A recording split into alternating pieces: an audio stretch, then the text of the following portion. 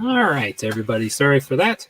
Had you know how it goes, always phone calls that you get sometimes. So, just want to talk a little bit more about the Acrolite.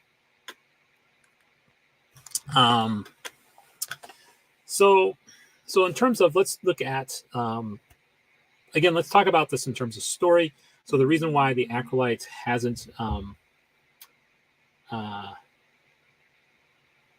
let me look one quick as I'm looking at stuff here. So so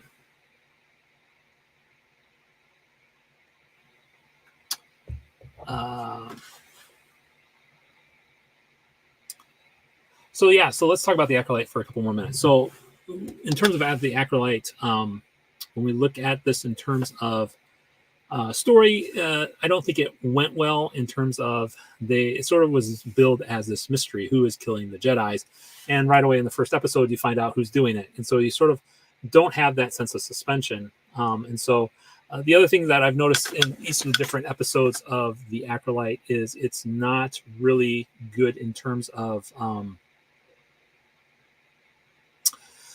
plot. It has not been doing so well in terms of plot.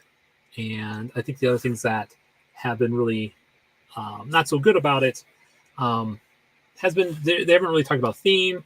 A lot of it is the story doesn't make a lot of sense. So one of the things that I know a lot of people are sort of looking at and going and questioning is, hey, what about this fire in space? And so I think in terms of that, you know, and as we watched Star Wars before, it's science fiction. They've had explosions in space before. It's not that real big of a deal, but yet this is where people are losing their sense of immersement. They're picking on different points, like the stone building in episode 3, where the main characters are at turns on fire, and people are like really upset because why would a stone building catch on fire? And so what that really points to is that the story is not engaging. And so I think it gets back to sort of with Disney. Are they hiring writers who are looking to have people invested in this type of story? You know, I think it really comes down to story. Are they really doing what they need to do in terms of story? And I think that they're not. And I think that's where we're seeing the Acrolite fail, is in terms of story. It's not because people hate it because of who wrote it. They don't like it because the story doesn't make sense. They also are not having tradition. So the characters too, they are one of the complaints about this particular show is that the Jedis are not being portrayed as they should be. And there's been sort of since sort of Disney took over Star Wars, there's been a way of looking at the Jedi Knights that have not been very good. And you've also sort of seen that the series, how Star Wars was set up, was always the battle between good and evil. And now, since Disney's taken over, it's really a story about no one knows. There's all this gray.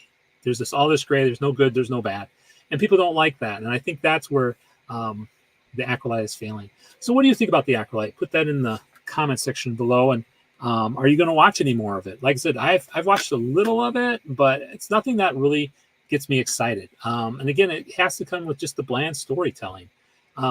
It's not really doesn't feel like Star Wars. It doesn't feel in terms of having that sort of wider connection to the outside world. So. So there's talking about the Acrolite. So let's take a look at some AI stuff that I found for this week that I wanted to just touch on. Again, as a screenwriter, I know there's a lot of controversy about AI, but I think it's important that we always have an option to look at some of the stuff that's coming out right now. So I'm going to show you a short video. There's going to be no sound with it because I don't want to get this demonetized, but we'll take a couple moments to take a look at this here. Let me throw up my different screens here. Again, thank you for just bearing with me here as we try to figure out. There we go. as I'm getting used to StreamYard. It's been really interesting to use this. So right now we're going to take a look at Runway Gen 3. It's one of the really cool video.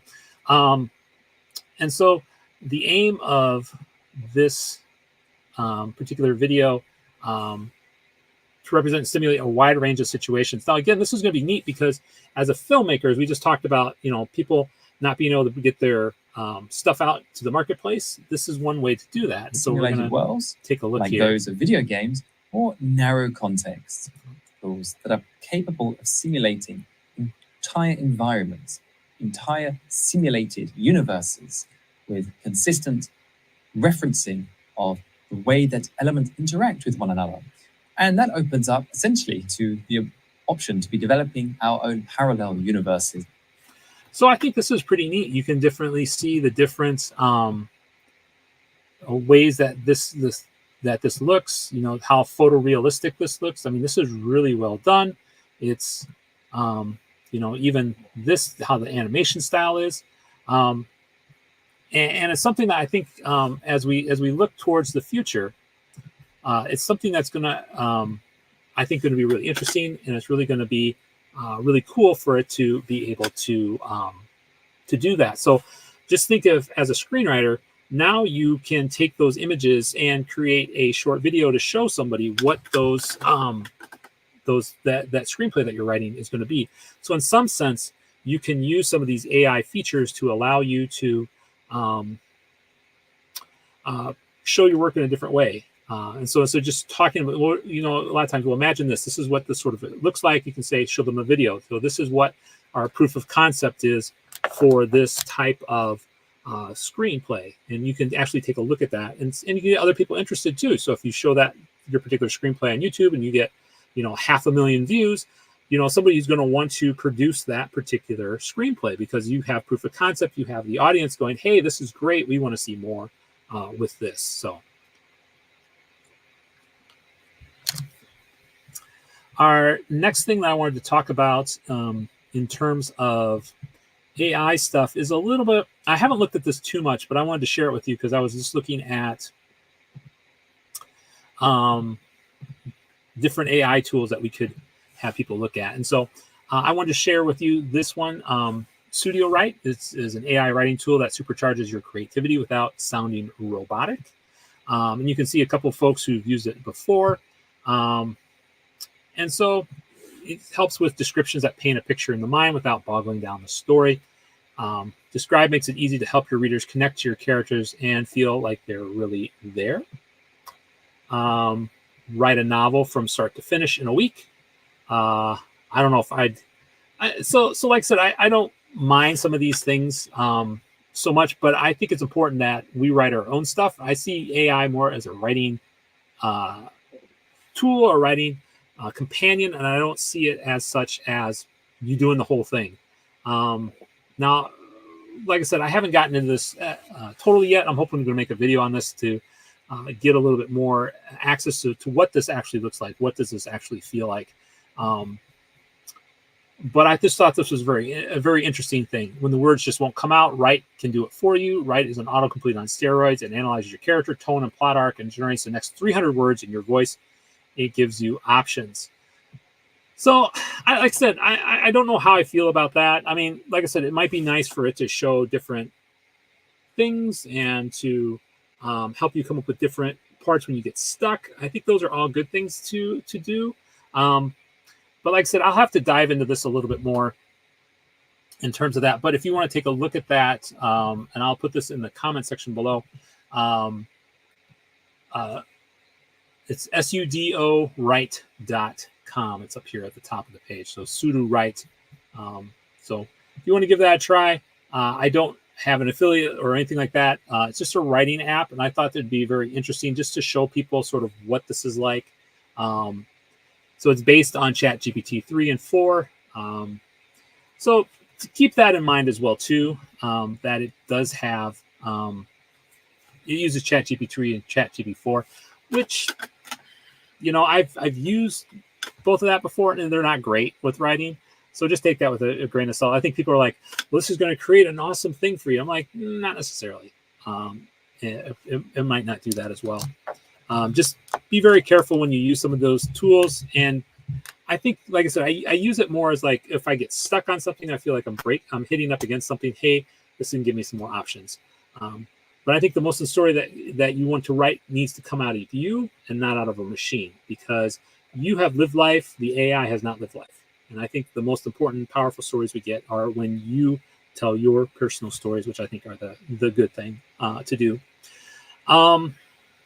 Let's see, in terms of software this week, Script Studio sent me I have access to the Script Studio, the whole program. So I'm going to hopefully do a couple of videos on that, especially how you can take your final draft file and put it into Script Studio. If you haven't seen Script Studio yet, take a look at it. I have a video that talks about Script Studio, which is the next final draft killer. So the interesting thing about Script Studio, it has a lot of questions. So in some sense, it's really good at prompting you about talking about your characters, really about fleshing out stuff. It's got a very unique way of running through, running through how to set up sequences and stuff like that, creating characters. There's a lot of wonderful, cool things about it. And it did have a sale. I think the sale is over for right now. It's a company out of England.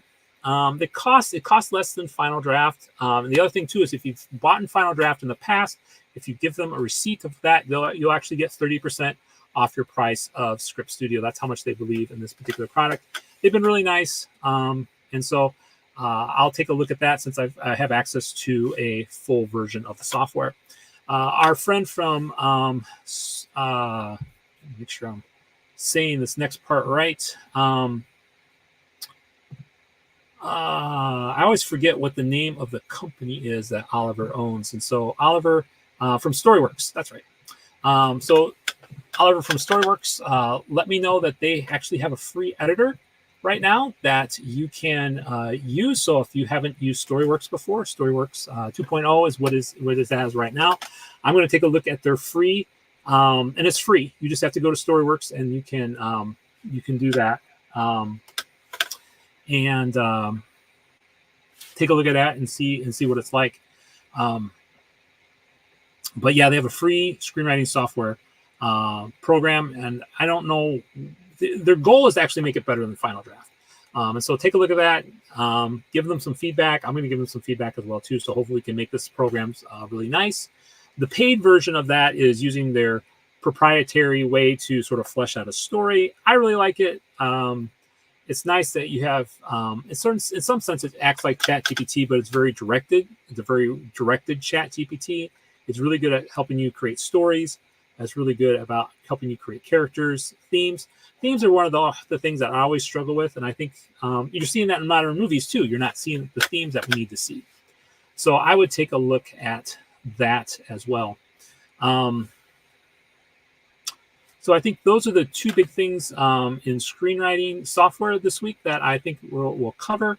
We'll also talk, someone sent me a way to, I know for my Final Draft users, there's a lot of times where people aren't able to, they're using Final Draft and all of a sudden it doesn't work anymore. So we're going to talk about a quick fix to help you restore your previous, I'll set a video hopefully up either tonight or tomorrow. In terms of that, how to get back to that and to fix that. So there you go. In terms of talking about